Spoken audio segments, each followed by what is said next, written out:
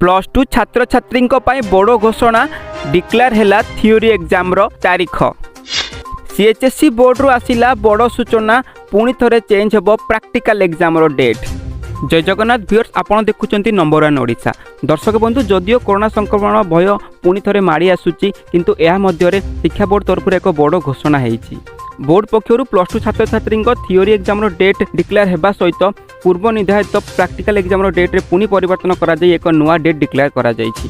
तेबे केबुटू plus two पिलांको theory exam हबो एवं केबुटू प्रैक्टिकल एग्जाम स्टार्ट हेइजिवो समस्त सूचना आसंतु जानिबा एई वीडियो माध्यम रे। जदि ता पूर्व आम चैनल को सब्सक्राइब करनथि चैनल को सब्सक्राइब करी नोटिफिकेशन बेल को ऑल रे सेट कर देंतु, जहा फल समस्त प्रकार एजुकेशनल अपडेट सर्वप्रथम आपण माने पाई परिबे। तेबे आसंतु एबे नजर पकेबा संपूर्ण अपडेट उपरे। दर्शक बंधु, पुणी थरे कोरोना कोड़ लौटेबा आरंभ कलानी एक नुआ रूप में।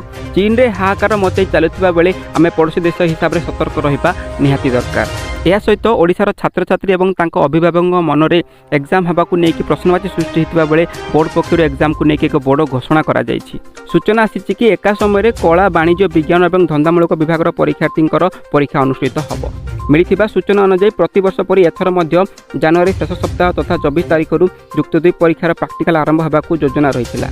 मात्र एनटीए पक्षर जेई मेन तारीख घोषणा होगा पर परिषद पक्षर यार तारीख में पुणी परिवर्तन करा जायछि। जनवरी शेष सप्ताह परिवर्ते फेब्रुआरी 1 आरंभ होब प्रैक्टिकल एग्जाम। सेपटे थियोरी एग्जाम मार्च 2 तारीख स्टार्ट होई मासे पर्यंत यह एग्जाम चलिबो बोली बोर्ड पक्षर सूचना आसीछि। अन्य पक्षर एप्रिल 6 ରୁ 12 मध्य जेई मेन 2 अनुष्ठित होगाकू जाउथिबा बेले एहा पूर्व युक्त 2 थियोरी परीक्षा शेष करने परिषद योजना प्रस्तुत करिछि।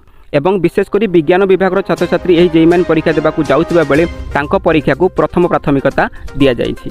जो उच्च माध्यमिक विद्यालय तथा प्लस टू कॉलेज भित्तिभूमि सुदृढ़ नहीं सेठारे एथर परीक्षा केन्द्र हेबो नाही बोली सूचना आसिबा सहित बहुत शीघ्र प्रैक्टिकल एवं थियोरी एग्जाम सूची बा शेड्यूल घोषणा करा जिवो बोली बोर्ड जणाइछन्ति।